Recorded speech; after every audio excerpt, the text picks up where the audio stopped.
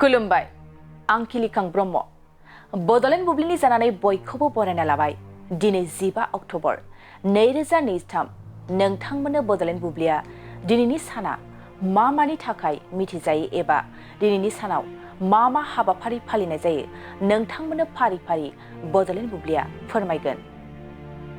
दिनै 15 अक्ट'बर दिनैनि सानखौ भारत हादरनि बारग' 11थि हादरगिरि एपिजे आब्दुल कालामनि जोनोम सानखौ लोब्बा लाखिना वर्ल्ड स्टुडेन्टस डे महरै फालिनाय जायो।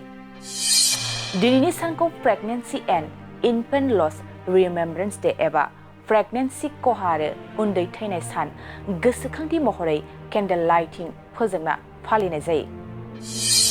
दिनैनि सानावनो national mushrooms day, white cane safety day, world toy camera day, national chicken cacciatore day, global hand washing day महरैबो फालिनाय जायो।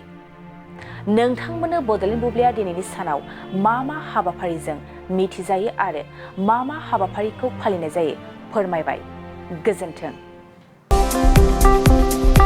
गाव गावनि देहाखौ गोग्गो आरो गोख्रों खालामनो गोसो गुदुं लाइमोन एबा सुबुंफोरनि थाखाय मोजां खौरां। क'क्राझार सोहोरनि खोदोमथलायाव लानानै फैदों फिट सिटी मुंनि मोनसे जिम सेन्टार। सोरांस्रि नार्जारिनि गोदानै बेखेवजानाय फिट सिटी मुंनि जिम सेन्टाराव फैनानै नोंथाङा नोंथांनि देहाखौ गोग्गो आरो गोख्रों खालामना लादो। अब्ला मानोथो गोबाव खालामखो? नोंथाङा थाबैनो फिट सिटीआव एडमिसन लाहैदो। आबुंसिनै मिन्थिनो थाखाय 7896710934 नङाब्ला 9706677961 मबाइल नम्बराव कल खालामनो हागोन।